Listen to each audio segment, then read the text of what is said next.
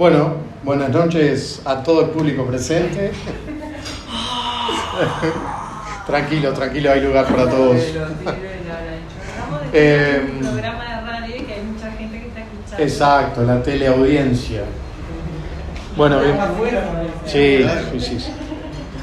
Bueno, esto es zona de derrumbe. Se nos derrumbó la mayoría de las reservas que teníamos. Para empezar, ¿se escucha bien ahí? Sí, genial. Sí. Bueno, la idea... Bueno, bienvenidos, en serio, gracias por estar acá. Y la idea era empezar con estas charlas, un ciclo de charlas acá en Meraki, que tengan que ver con literatura, filosofía, arte, música, etc.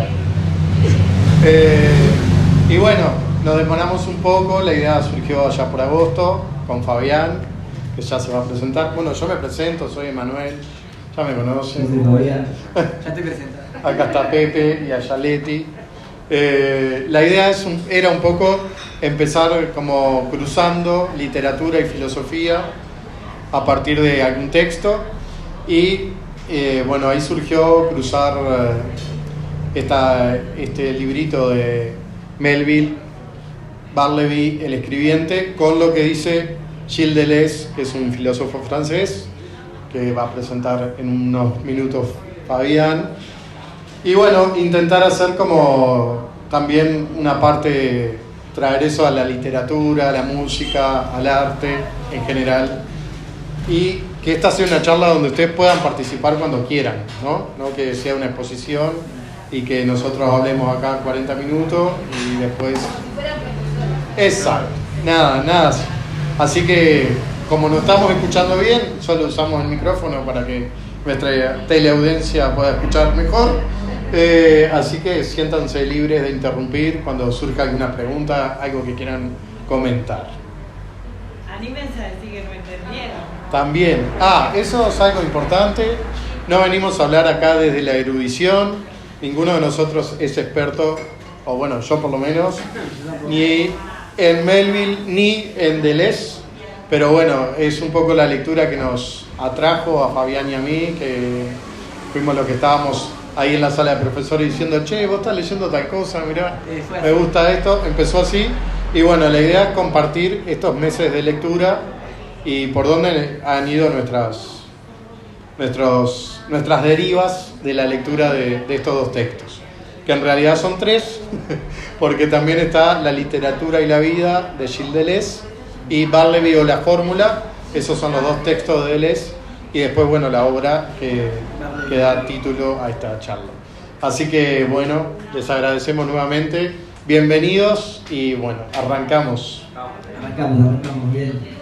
Mirá los aplausos. Genial. Gracias, sí. Yo también quería reafirmar que no estamos hablando desde un lugar como del saber, sino de aficionados que leen, que se entusiasman con lo que leen y que les gusta compartir lo que están leyendo. Imaginémoslo como una especie de club de lectura, ¿no? Estamos leyendo más o menos la misma cosa o interesados en algo para sumarse al tema. Entonces, está bueno plantearlo que va por ahí, que empieza con esa tesitura. Vamos entonces a centrar un poco todas nuestras intervenciones en el filósofo francés Gilles Deleuze. Y creo que no es en vano que acá no haya solo palabra o charla, sino que también haya artes. Porque Deleuze, si bien era filósofo, le interesó reflexionar filosóficamente sobre la música, sobre las artes plásticas, sobre el cine, sobre la literatura y obviamente sobre la filosofía, que es su tradición, su campo. Pero creo que Deleuze encontraba que la filosofía tenía como, digamos, un campo que era más amplio que la propia disciplina, en tanto algo cerrado sobre sí mismo, ¿no? En todo caso, quizá después Emanuel puedas hablar un poco sobre eso. ¿Cuáles son los campos de la filosofía? Si es que hay un campo. Pero a Deleuze le interesaban muchas cosas y estaba bueno entonces que esto fuera un poquito más múltiple. Deleuze nació en 1925 y murió en el 95, se suicidó, se tiró de un edificio con 70 años y arrastraba ya una salud un poco precaria porque tuvo tuberculosis y de ahí le quedó un problema respiratorio y bueno, y también padecía de depresión. Entonces ahí hay algo como de su propia vida que quizá pueda iluminar alguna zona de lo que está diciendo en los textos, o no necesariamente, pero me parece que a veces hay ciertos datos biográficos que está bueno tenerlos en cuenta, manejarlos. Su intervención intelectual, digamos, se enmarca un poco en lo que es conocido como Mayo del 68, en el espíritu Mayo del 68, y hay un tema con el acontecimiento Mayo del 68, donde los estudiantes universitarios en París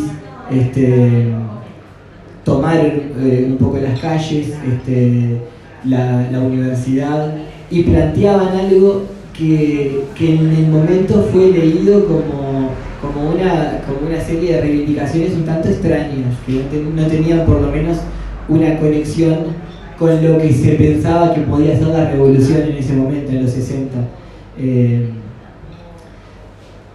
Estos estudiantes no fueron muy leídos como que estaban siguiendo un proyecto revolucionario que venía de antes, sino que fueron leídos como algo que estaba sucediendo en ese momento y que no se entendía muy bien qué era lo que estaban planteando, cuáles eran no había proclamas políticas. Por ejemplo, el Partido Comunista Francés lo leyó como algo que estaba apurándose, que no estaba en las condiciones históricas dadas para hacer una revolución, y sin embargo estaba sucediendo algo, que no sé si era una revolución, pero hubo algo que se movió y que caló. Y lo que decía es que gente como Deleuze o como Rancière, otros filósofos franceses de los 60 de la época, leyeron en eso como que era... no querían dejar encerrado el Mayo del 68 como algo inválido desde el punto de vista histórico, ¿no? Como no entra en la lógica de lo que venía siendo pensado como revolución, entonces es un capricho pequeño burgués de jóvenes estudiantes, sino que era algo valioso en sí mismo, que estuviera aconteciendo algo que no podía ser previsto con la lectura de la historia, de los acontecimientos históricos en el sentido de causas y consecuencias.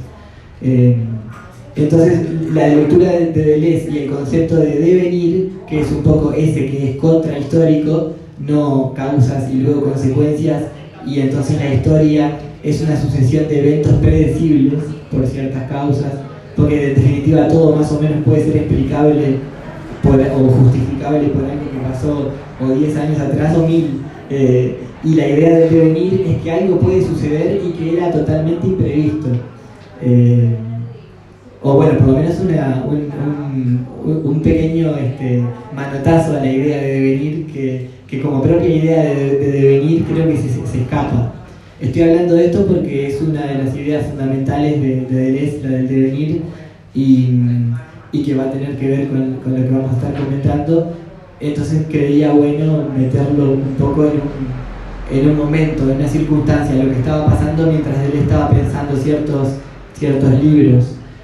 No sé, ¿queréis echar algo y vamos como dialogando? Sí, excelente. Ustedes avisen, capaz que esté muy largo. No, ahí en la contextualización que vos hacés, parece importante, ¿no? Sentir que todos estos acontecimientos históricos van generando una forma de pensar y que es interesante entender la filosofía desde ese lado, ¿no? No como una abstracción, un ejercicio del pensamiento totalmente despegado, que es un poco lo que sí trae la tradición occidental, filosófica, clásica, del filósofo como alguien que está lejos de la realidad, pensando algo que está allá arriba, que son las ideas, ¿no? Esa impronta platónica, que bueno, se quiebra desde Nietzsche y viene hacia adelante, y bueno, Deleuze es uno de los grandes lectores de Nietzsche, y además tienen como esa capacidad de pensar, ¿no? Cómo se derrumban también, para usar un poco su terminología, los grandes conceptos, los grandes relatos, y ellos empiezan a construir en una forma de hacer filosofía que es creación, ¿no? Muy artística en ese sentido, ¿no?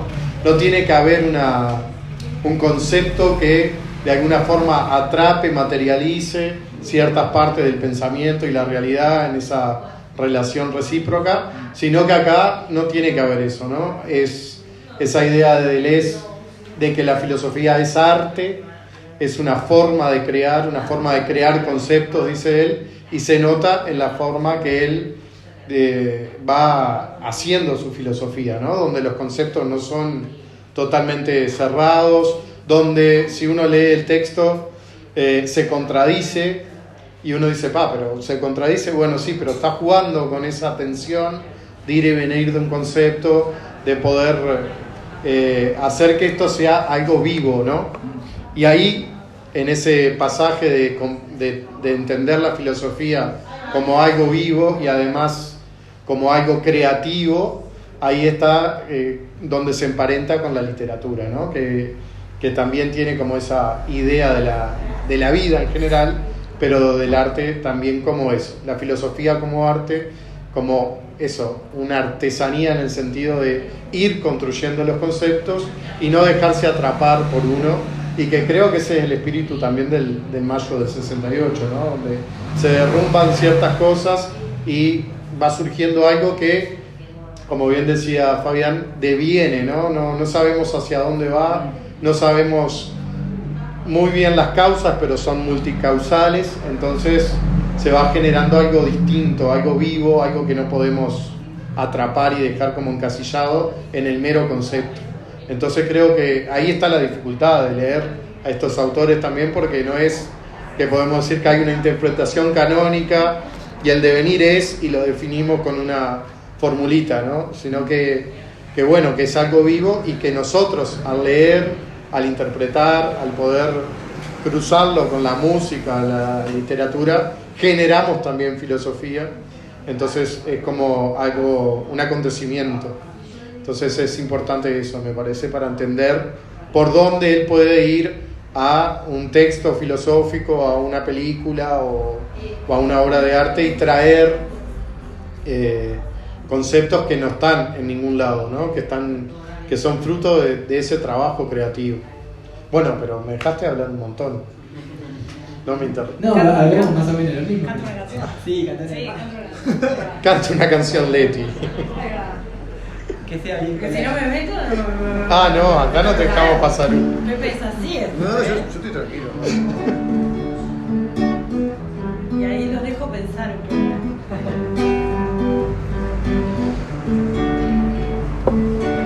Estoy subiendo la escalera caracol, con mis pasos me alumbran. La noche cae y yo tengo que encender el faro del fin del mundo.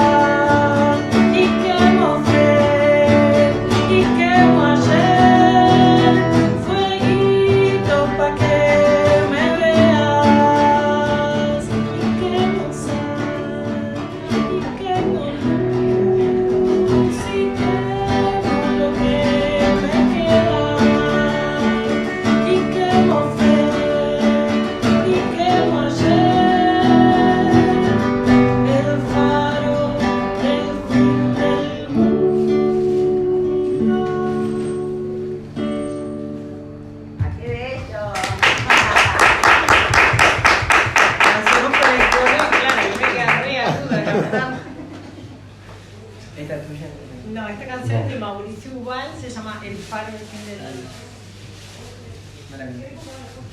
Bueno, esto es una novedad, porque no teníamos idea de cuál era el repertorio.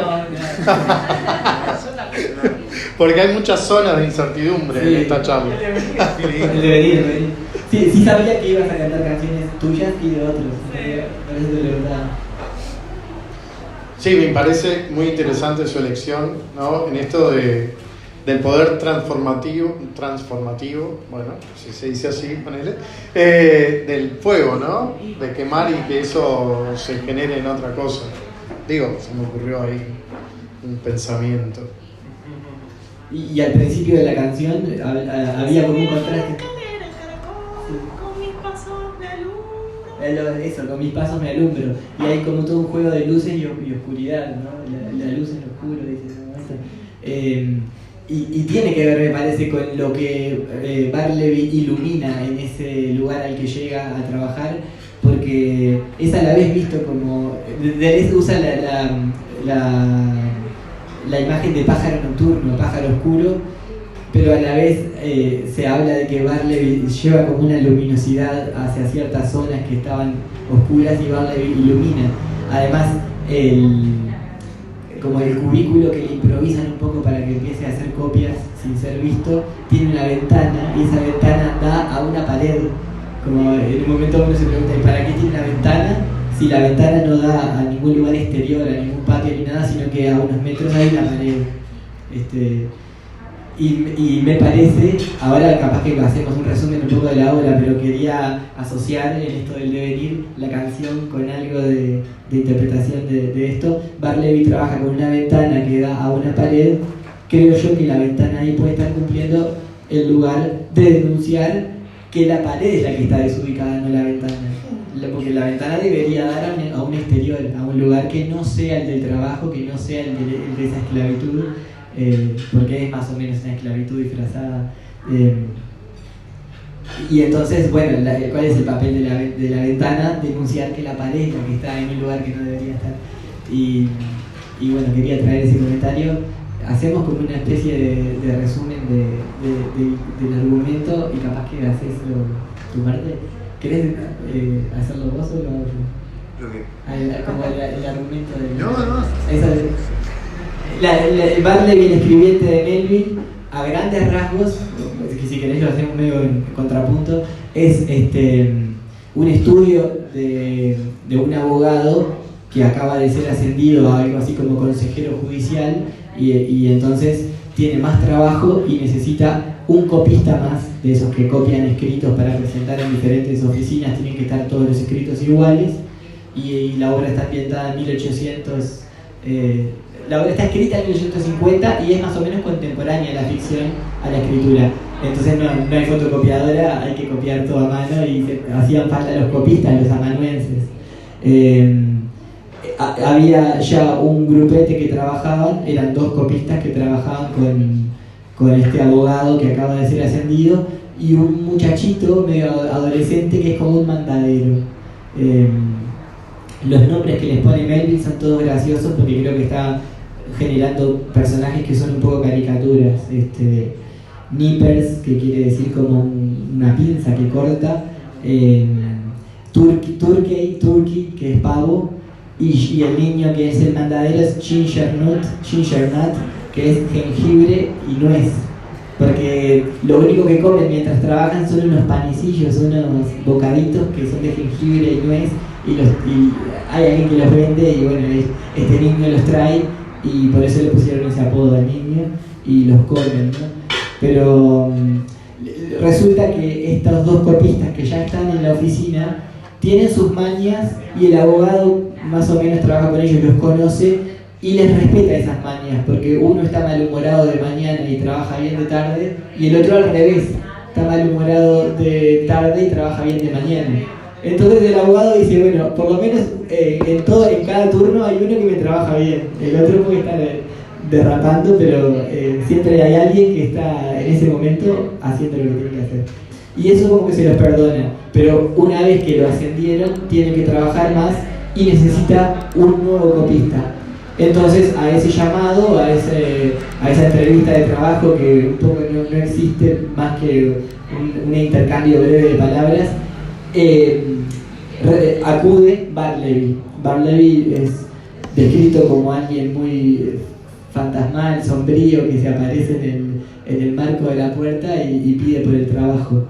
Y tras un breve intercambio de palabras, el abogado considera que de ser un nuevo va a pasar directamente a ser su persona más cercana. Y estos dos copistas que ya trabajaban con él quedan un poco en donde siempre estaban en su dinámica de copistas, pero a Bartleby no sé qué le causó al abogado, que lo tomó como a un hombre de confianza y lo puso al lado de él, pero con esta condición que es, hay una mampara, entonces Bartleby hace sus copias sin ser visto, pero que pueda oír al abogado si el abogado lo llama en alguna situación o lo que sea.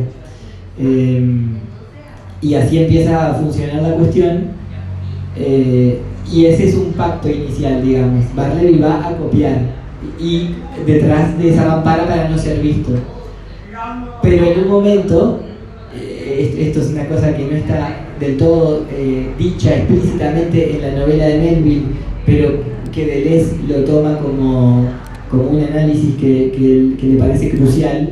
El abogado rompe ese pacto porque lo llama para que, además de haber hecho esas copias que hizo, las tiene que leer en voz alta en frente a los otros dos copistas y al abogado, para cotejar que estén bien copiadas.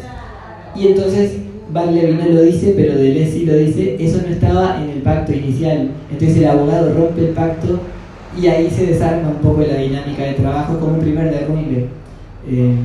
Y desde ahí en adelante Bartleby repite que prefiere no. Esa sería como la traducción literal, aunque parece agramatical.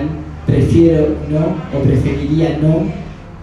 Y para las traducciones pone preferiría no hacerlo, como para darle un poco de gramaticalidad a la frase.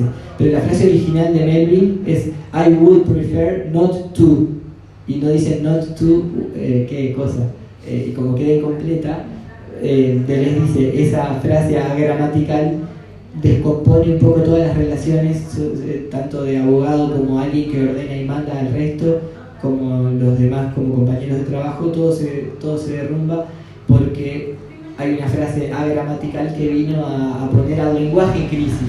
Ya no se sabe qué es comunicarse, qué quiere decir esa frase, y todo eso pone en tensión el ámbito laboral.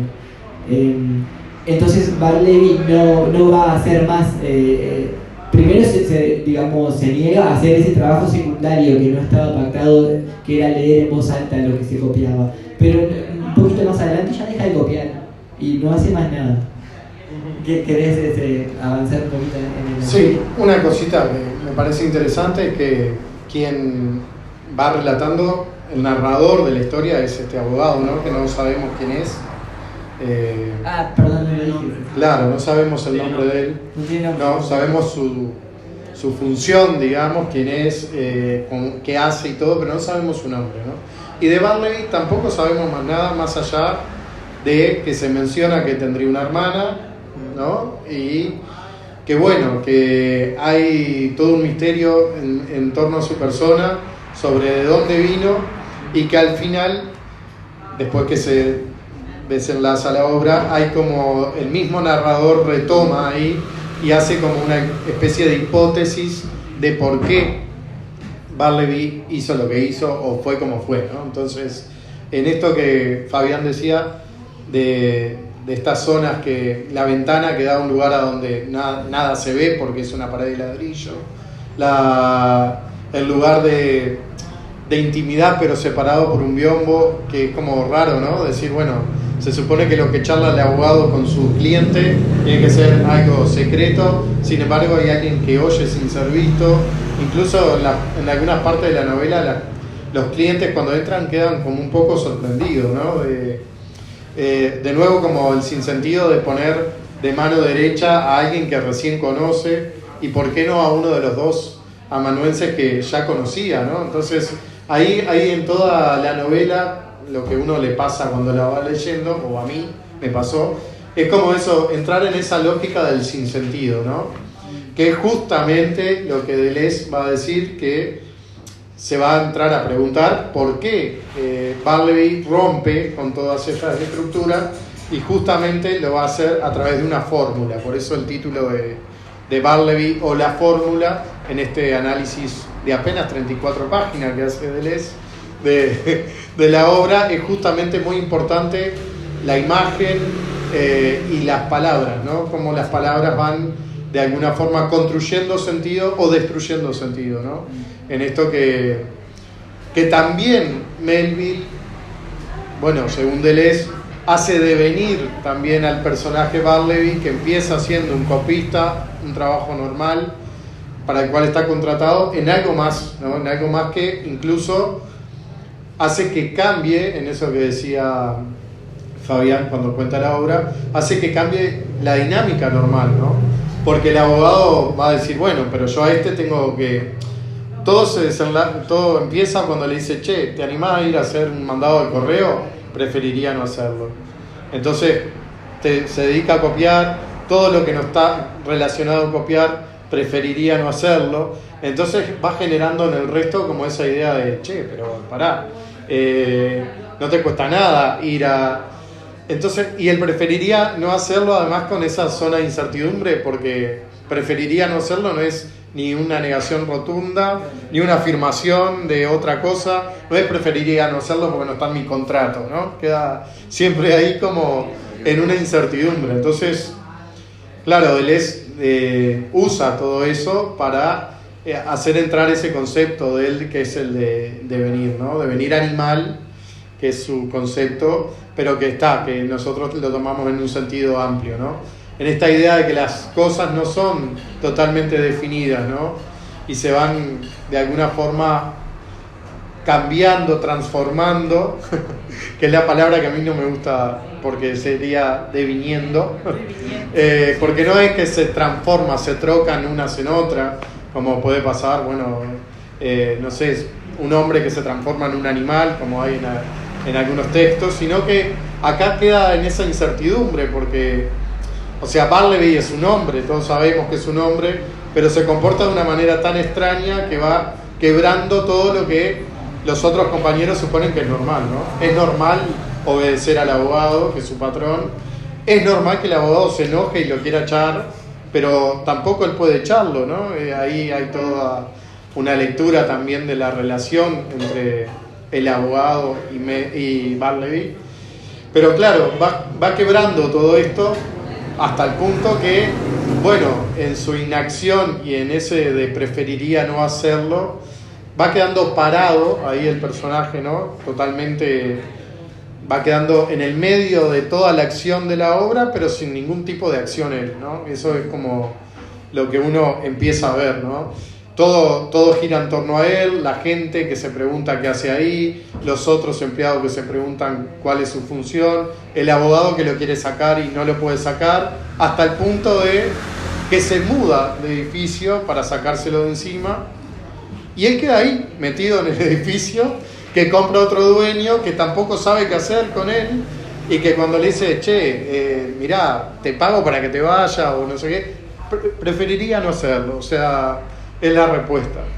Tanto es así que la policía lo va a tomar en un momento, va a tomar cartas en el asunto, porque bueno, es incómodo, y lo llevan a una cárcel, una especie de... sin ninguna condena, digamos, pero en algún lugar hay que ponerlo. El abogado va hacia el lugar, ¿no? Y trata de pagar ahí para que le den la mejor comida, el mejor lugar.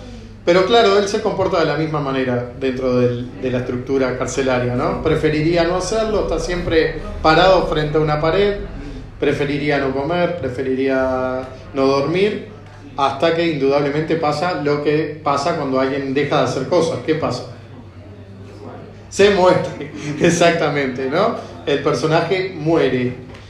Entonces, es un poco el sinsentido del relato, ¿no? Porque uno se va imaginando qué podría pasar y lo que pasa es que el tipo muere de inacción, digamos, ¿no? No, porque yo quería, en realidad, soy el público. ¿Qué público soy? No soy una clase de público, Pero creo que hoy día lo que está pasando en muchos trabajos es la cuestión de la multifunción. Entonces hay muchas personas que ante la multifunción dicen a mí no me contrataron para esto, que es como preferiría no hacerlo, ¿no? O sea, como no me contrataron para esto. Bueno, no te contrataron, entonces te vas y voy a querer una persona que porque tampoco los contratos lo dicen, ¿no? Es decir, esta visión que ustedes están desarrollando, yo no conozco al filósofo ni tampoco leí, pero no dejo de pensar siempre en la actualidad, ¿no? Es una cuestión de que, bueno, si ustedes se interesan por el tema es porque está sucediendo hoy día, ¿sí? Es decir, no me contratan para esto. Te pongo un ejemplo muy básico, es mi madre trabaja cuidando un señor mayor. Son 3 que cuidan a un señor mayor. Hay 2 de esos que dicen que preferirían no hacerlo. Y mi madre lo tiene que hacer. Y sin embargo no le pagan más. Pero lo tiene que hacer y no lo va a dejar de hacer. Es decir, me parece que estamos como en ese mundo también, de la multifunción, de tener que trabajar, nos contratan para una cosa, pero terminamos haciendo 5, ¿no? Eso me parece que es interesante. Tengo una anécdota para contar en relación a todo eso que vos decís. Yo hace unos veranos, bastantes años, hace un verano trabajé de reponedor en el macromercado. ¿Se pueden nombrar marcas? Sí, por favor. No Sí, estamos nos sponsoriados, auspicia macro. Macro. Trabajé en macromercado de reponedor de la góndola de latas y el reponedor de la góndola de papel higiénico. Cuando había terminado de reponer y tenía todas sus góndolas preciosas, los encargados le dijeron: bueno, pasate un trapito y limpia un poco el piso de tu góndola. Y él dijo: yo soy reponedor, yo no voy a ser limpiador de nadie. Y lo echaron. Pero él no dijo preferiría no. Dijo, no dejó bien un ruido a los encargados. Les dijo: yo no voy a limpiar. Entonces te echamos. Justamente, Sí. tratándose de arte, de lo artístico, la muerte es simbólica. ¿Entendés? Entonces yo no leí, pero vos me hablas que el tipo murió en la novela, Sí. Y en realidad al echarlo es una muerte. ¿Entendés? De alguna forma, claro, Vos cuando echás a alguien lo estás matando. ¿Entendés? Como que Sacar el juego. ya nos vamos quizás a la muerte, pero en realidad la muerte en muchos aspectos de lo artístico es simbólico. Sí. Entonces que te echen es una muerte. Y arruina, ¿viste? Cae todo. Sí, ahí cuando vos decías eso, me parecía como interesante también pensar que todos nos gustaría ser Barleby, ¿no? Decirle, cuando vas a trabajar y te dicen, bueno, yo estoy contratado en otro lugar que no voy a nombrar, como adscripto, ¿no? Pero como el lugar es chiquito, che, vos sabés que cuando los gurises no están, acá pintamos, arreglamos, no sé, limpiamos lo que está. Y uno dice, vos, pero a mí me contrataste para otra tarea. Pero nadie se anima a decir, preferiría no hacerlo, ¿no? Dice, bueno, me callo el día que tengo un mejor trabajo. Entonces sí, hay como una... Dale. Hay como una cosa ahí del mundo del trabajo, de lo que está dicho y lo que no está dicho, y los pactos, ¿no? Que en esta obra expresamente, y es lo que Deleuze dice, el que rompe el pacto es el abogado, cuando empieza a pedirle, exigirle que haga algo para lo cual no lo contrató, ¿no? Entonces ahí Está lleno de abogados. está lleno de abogados, claro, porque ahí está el juego entre lo dicho y lo no dicho, entre lo que pactamos y no, ¿cuál es el límite? O sea, ¿qué le costaba a Barleby ir a llevar la carta al correo? Capaz de última caminar, salir un rato, no sé. Una cosa, voy a intentar formular algo, a ver si me da la cabeza. Pero yo no identifico la figura del depresivo ¿cómo se dice? ¿Cómo se pronuncia bien? Barleby, ¿no? Barleby. Por la idea de un autor que dice que el depresivo padece simbolia, es decir, no puede simbolizar, o sea, no tiene la fuerza para simbolizar, para poner en palabras, y la morosidad, que es la morosidad, o sea, como la lentitud. Y cuando pensaba que frente a todo y poco a poco va soltando distintas tareas, yo no sé, estoy proyectando mi propia expresión, pero es la figura del depresivo. El depresivo simbólicamente está todo el tiempo repitiendo, preferiría no hacerlo. Y además otra cosa que me parece que es interesante es el uso del would, que es una fórmula de cortesía, un subjuntivo, también profesora, preferiría. Sí, hay una fórmula muy cortés de decir que no quiere hacerlo. Eso también hace un ruido bárbaro, porque se está negando a cumplir una tarea, pero con una fórmula de cortesía. Claro, que no da para enojarte con la persona. Claro, no da para enojarte porque te lo está diciendo bien.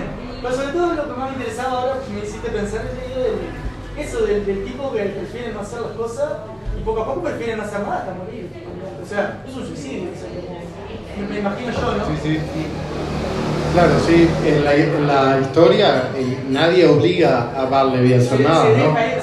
Él prefiere no hacer, y prefiere no hacer en lo literal del término, ¿no?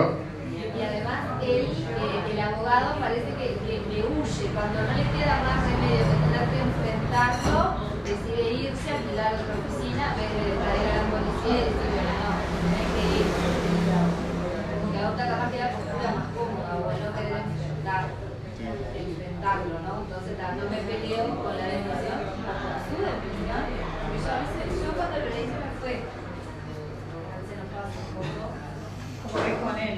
Sí, yo vi en el abogado como, no sé, como Jekyll y Mr. Hyde, como una cosa así, no sé, debe ser un... No, está bastante bueno lo que está diciendo porque Deleuze plantea que hay una identificación entre el abogado y Bartleby, pero que no es una identificación como la que plantearía el psicoanálisis, que sería lo que es la identificación neurótica, el sujeto y la imagen de padre, es decir, un sujeto que se quiere amoldar a una cierta imagen que se construye, que siempre tiene una función paterna esa imagen, y eso es lo que hace el neurótico, ¿no? Se identifica con el padre y por lo tanto resuelve un montón de situaciones, o no, pero Deleuze dice hay otro tipo de identificación que el psicoanálisis no estaría manejando, y Deleuze es muy crítico con el psicoanálisis en muchos textos, que es lo que él llama la identificación psicótica, y que es identificación no con una imagen superior, paterna, sino una identificación entre iguales.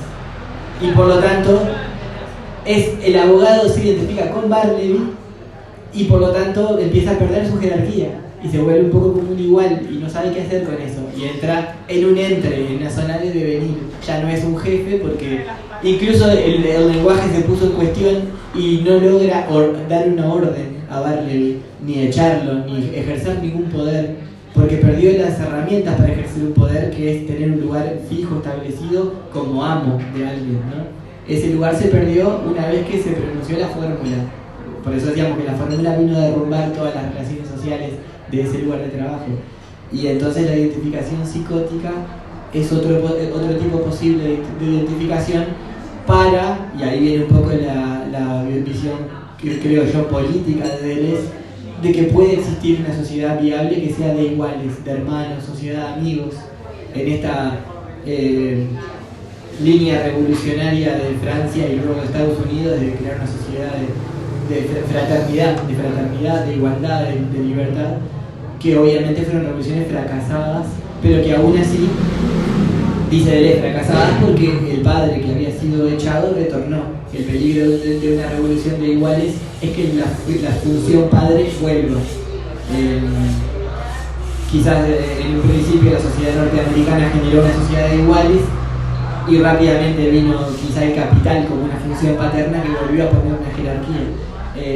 Entonces, eso Deleuze lo menciona en este ensayo, seguramente lo ahonde en otros, pero estaba bueno para comentarlo en relación a eso que vos decís, la identificación, porque Deleuze lo toca de esa manera. Sí, el abogado se identifica con Bartleby, pero en una identificación horizontal que lo saca de su lugar de mando. Capaz que Pepe. Por eso no se puede enfrentar, me parece. Es Claro. Como lo que vos reconoces que está mal, no podés enfrentarlo, porque capaz que hay rosa, lo que decías vos, María de la depresión. Y bueno, como no podés o no querés o lo que fuere, te vas. Hay un poco una identificación psicótica, como lo llama Deleuze, en los padres que un poco se ponen en el lugar de querer ser amigos de los hijos. Entonces no les pueden mandar. Y empiezan a perder el poder de mando porque quieren ser amigos y caerles bien. Y en ese sentido, creo que puede estar esto en juego, de que esta es una sociedad donde la imagen paterna está bastante en crisis. Pero lo estaba pensando ahora, eso de Elena lo dice, se me ocurrió ahora porque estamos hablando de esto. Exacto.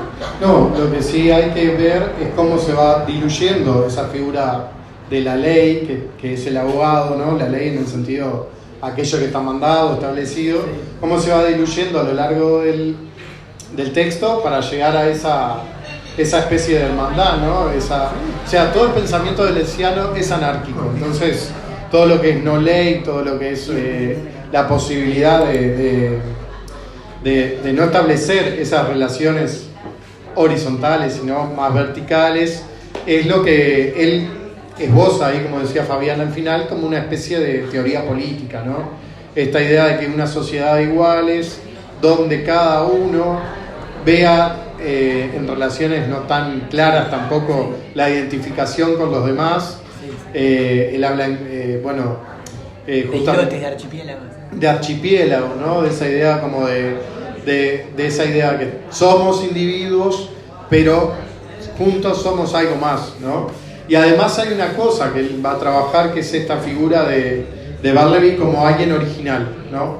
No como alguien particular, sino como alguien original en el sentido de esas personas que vienen como a establecer esos quiebres un poco sin quererlo, porque en ningún momento en la obra hay una construcción psicológica del personaje donde, bueno, Barleby está pensando, no, nunca entramos en la mente de él, nunca se nos dice mucho más de lo que sabemos de él, que es que, bueno, que se instala en la oficina, que duerme en la oficina, que come las galletas, que se guarda la plata, no sabemos para qué, algo que ver con una hermana.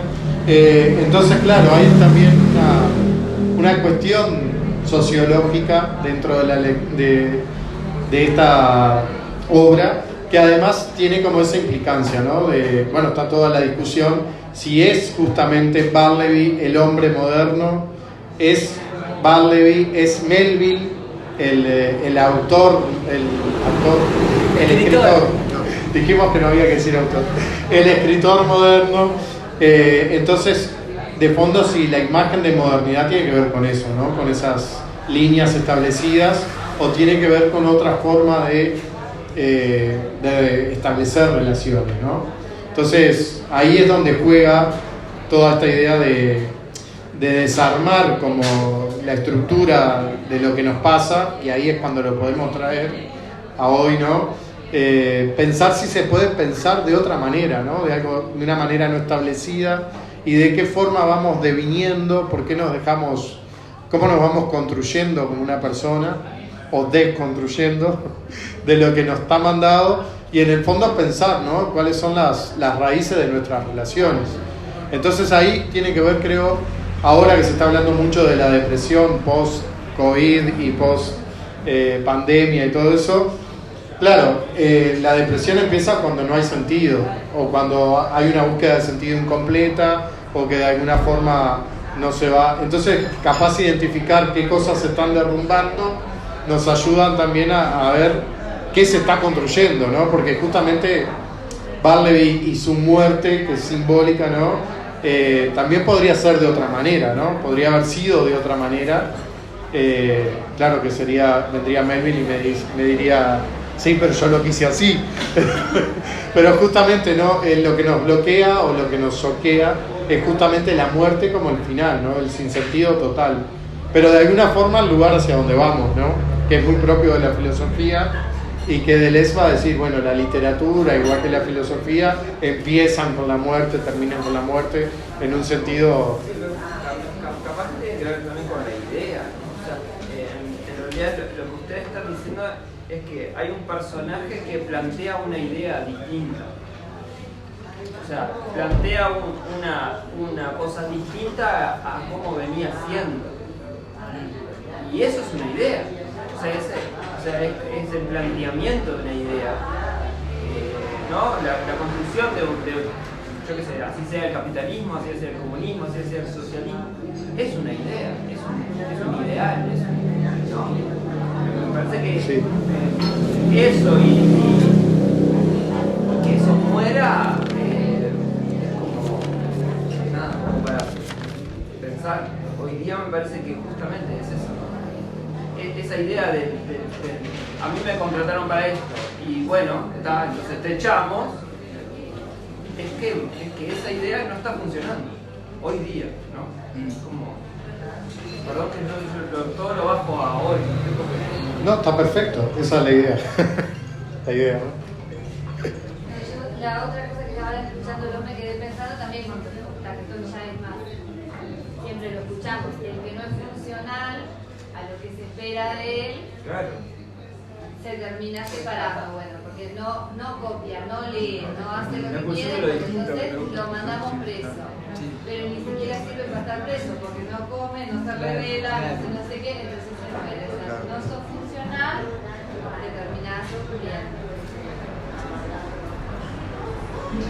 ¿Vas a cantar algo, Leti, y después vamos a Pepe? ¿O vamos a Pepe y después capaz que cantamos? Yo seguí sentado ahí. Perfecto. Bueno, en mi caso, a mí lo que pasó con la novela en sí también fue que para mí es una novela, un cuento largo, sumamente gracioso, hasta cierta parte, ¿no? O sea, me dio mucho humor, muchas gracias. Y bueno, en un momento me empezó a inquietar, o sea, creo que en un momento hay como bisagra es cuando vuelve el abogado, que va creo que a una misa, no me acuerdo así, y vuelve al estudio por algo y está instalado este hombre. Eso está buenísimo para mí porque empieza a inquietar, hay una cosa ahí como, wow, me pareció buenísimo porque da un quiebre muy interesante. Y nada, yo quería leer un fragmento, otra cosita ahí para mostrar, porque a mí me convocaron por el cine, así que... Los libros no eran para vos. ¿Eh? Los libros eran para ellos. Por eso, entonces ya quiero leer algo que es una cosa que está buena que dice el abogado. Nada molesta más a una persona seria que la resistencia pasiva. Si el individuo al cual se ofrece resistencia no es de temperamento inhumano, a la vez que quien resiste es perfectamente inocuo en su pasividad, entonces el primero se esforzará de la mejor manera posible y con calidad a explicarse en su imaginación lo que demuestra ser imposible de resolver por el sano juicio. En gran medida era así como yo juzgaba a Bartleby y su modo de proceder. Pobre hombre, pensaba, no quiere causar daño alguno, resulta claro que sus excentricidades son involuntarias. Me es útil, puedo llevarme bastante bien con él. Si lo he hecho, probablemente caerá en manos de algún patrón menos indulgente, que lo tratará con rudeza y quizá incluso lo llevará a morir miserablemente de hambre. Sí, aquí puedo comprar barata una deliciosa autosatisfacción. El trabar amistad con Bartleby, seguirle la corriente en su extraña manía, me costará poco o nada, mientras que le doy a mi conciencia lo que al final será una golosina.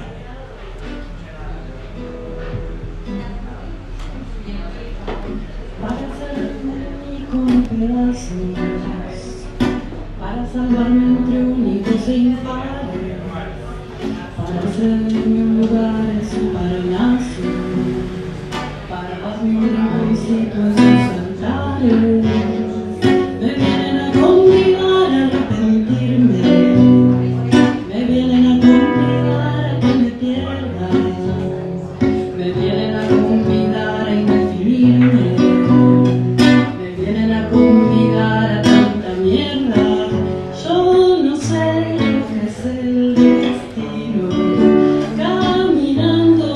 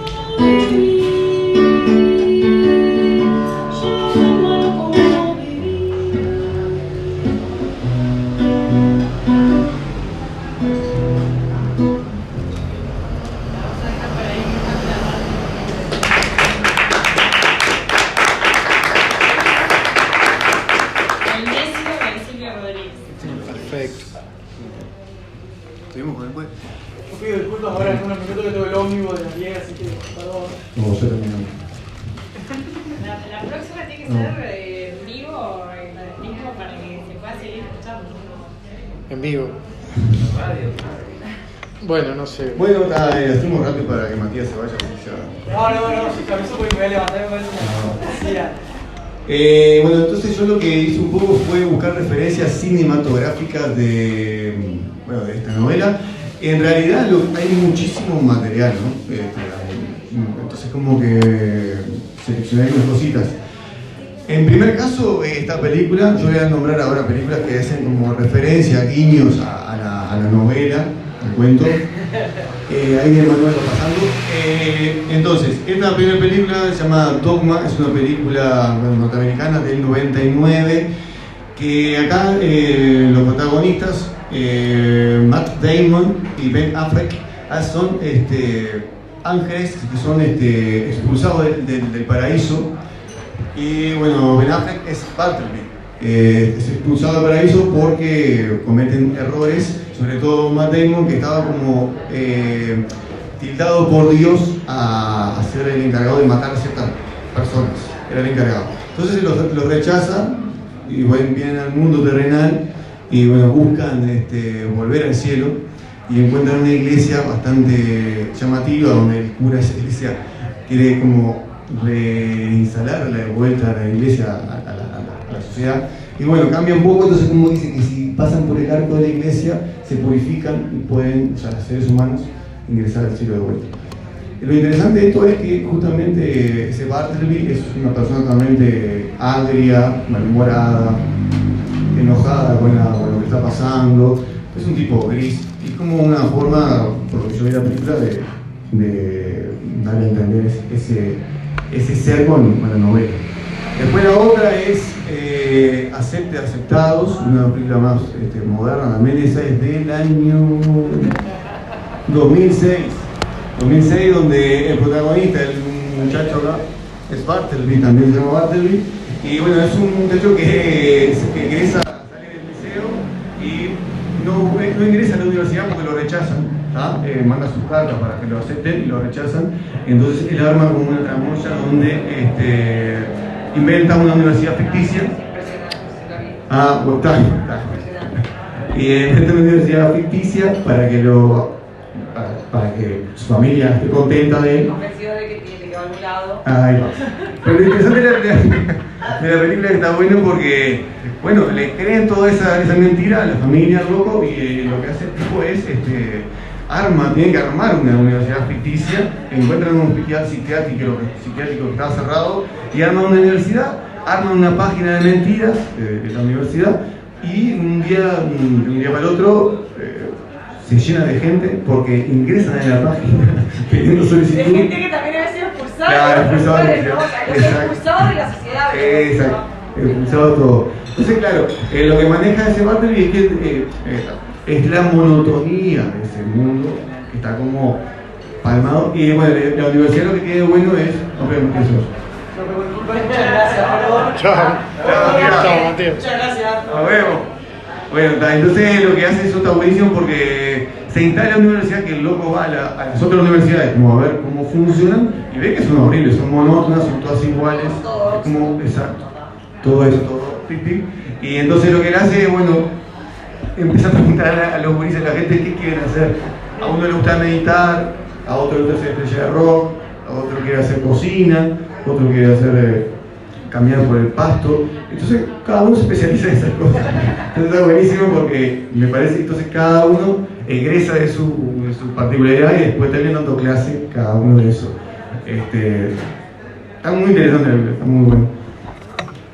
Después Scorpion es una serie donde acá en realidad lo que se hace en la serie de Scorpion, que son todos como súper dotados y investigan casos policiales, lo que hace nada más que nombra en un momento de la serie, un capítulo, se nombra a Bartleby como que es difícil de leer a Melville, algo así, y como que lo citan por ahí, es como un pantallazo que quise como tener. Y después la otra serie es Ozark, ¿verdad? Esta es nueva, que ahí está bueno, toda esa serie que está muy buena. El protagonista discute con la mujer sobre el tema del trabajo de los carteles de droga y él me decía en un momento que no, lo voy a hacer como Bartleby, preferiría no hacerlo. Entonces decía, como está buenísimo, porque habla de eso y casi lo matan. Y casi lo matan. Y eso y después... Lo estoy spoileando. Y bueno, después hay muchas películas sobre la novela, desde la década del 60, 70 hasta el 2017, que lo que yo quería como mostrar un poco es como un cortometraje de stop motion, donde es eso, es Bartleby en 2017, es un cortometraje estadounidense de Laura Naylor y Kristen Key. Yo nada más quise como mostrar eso, es como un trailer, basta uno que lo vean, es cortito. Y por ahí. Para la próxima está el cañón.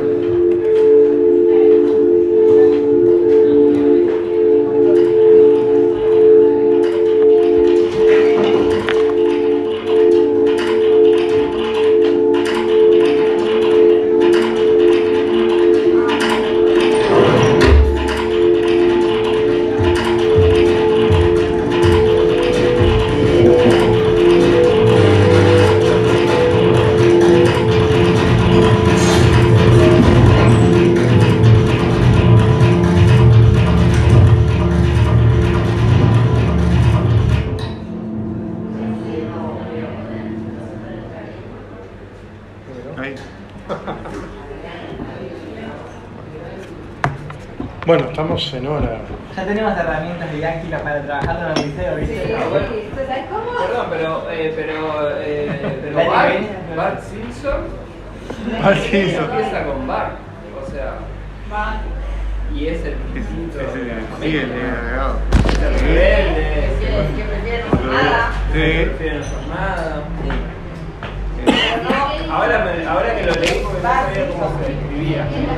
Sí, Bartleby. Que no quiera Pero no, o sea, no se hizo una película de la obra real. No. Sí, eso, yo no quise como entrar en eso. Ay, sí, la anoté, pero yo decía a Manuel que no mostrarla porque son muchas.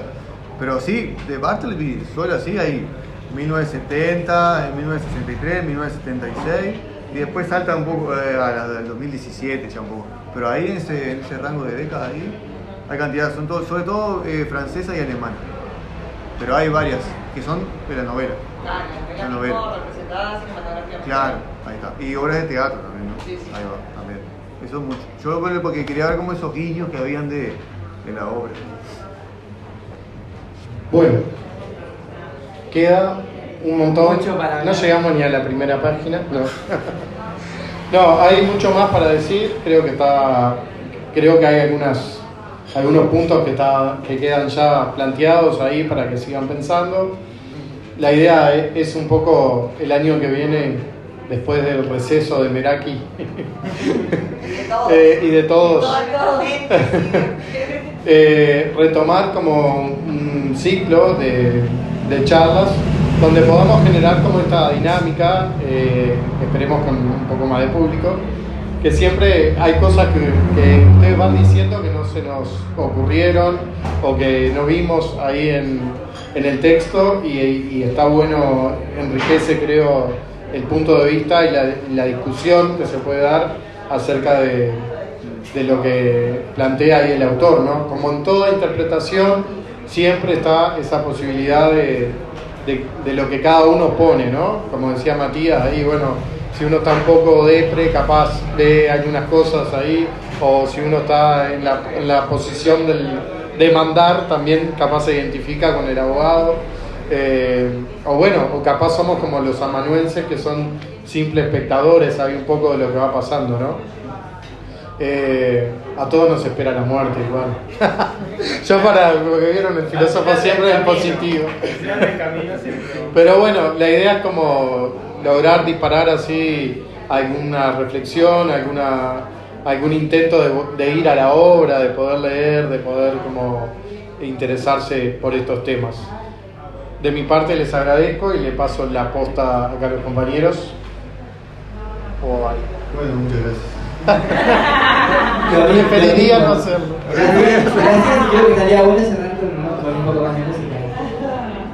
Bueno, yo voy a hacer una mía por hacer una mía.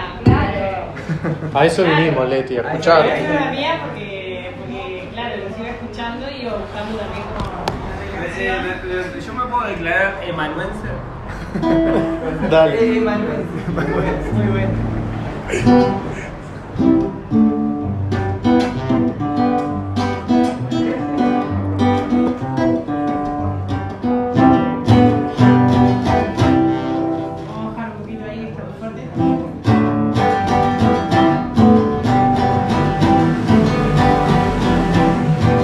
No me van a perdonar que hoy no quiera cantar, que no quiera discutir, que hoy no quiera reír.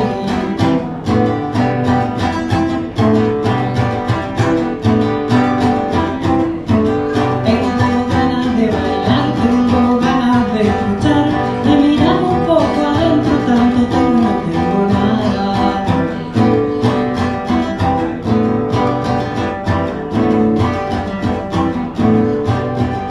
Tan egoísta ando, tan egoísta voy, tan egoísta escuchándome el corazón.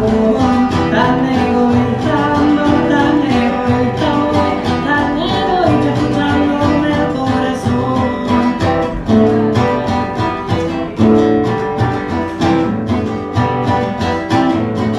No me quieren permitir que hoy no quiera reír, y como bicho bolita me voy pa' dentro.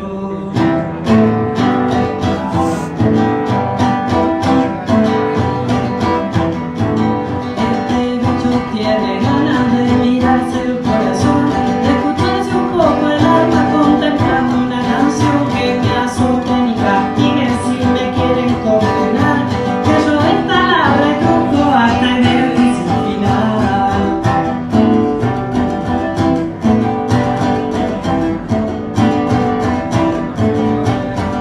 Tan egoísta ando, tan egoísta voy, tan egoísta escuchándome el corazón. Tan egoísta ando, tan egoísta voy, tan egoísta escuchándome el corazón.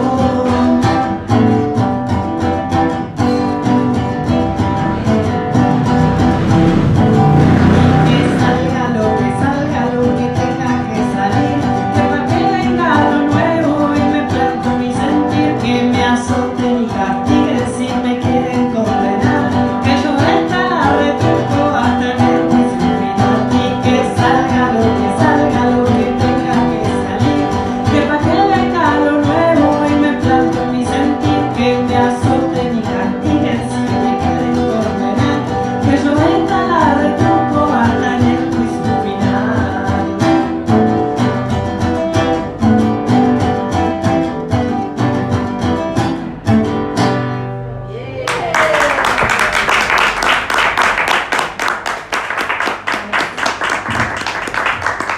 Como llegó Vero, empezamos de nuevo. Ah.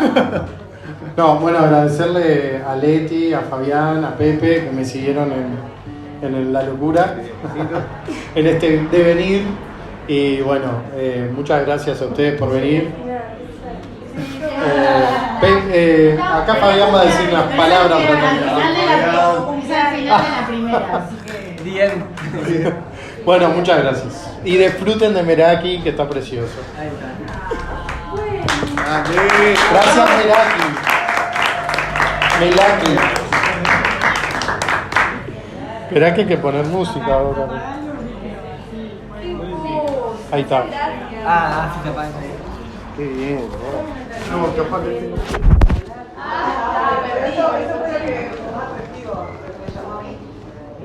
Vamos a ver. Yo voy a darle la.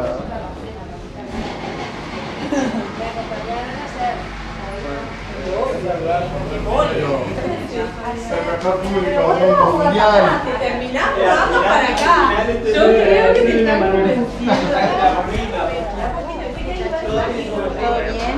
Buscando esto para dos. Sí, claro.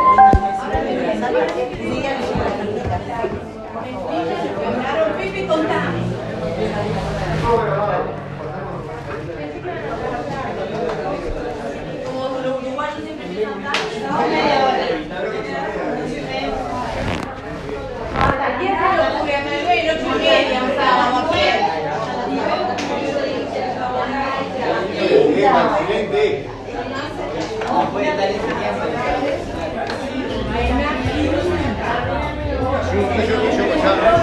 No, tranqui. Yo para que puedan.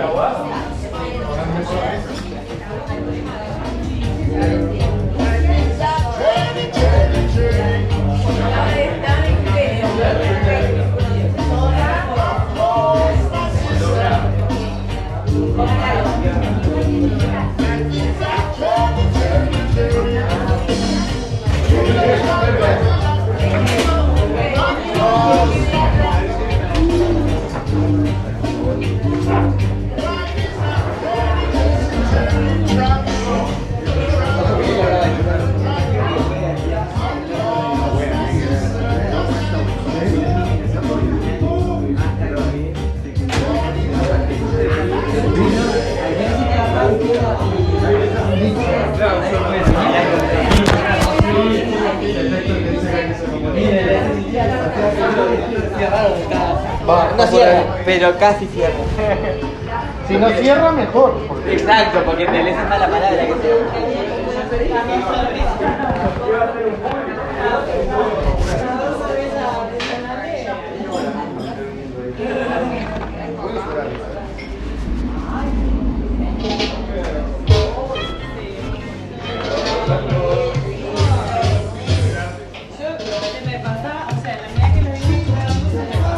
No, pero las canciones se ven.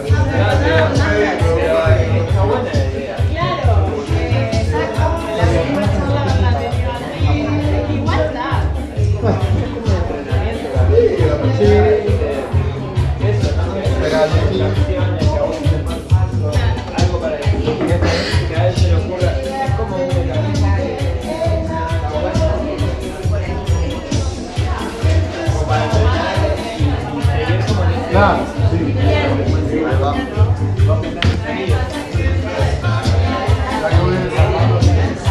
Nos sentamos a comer algo.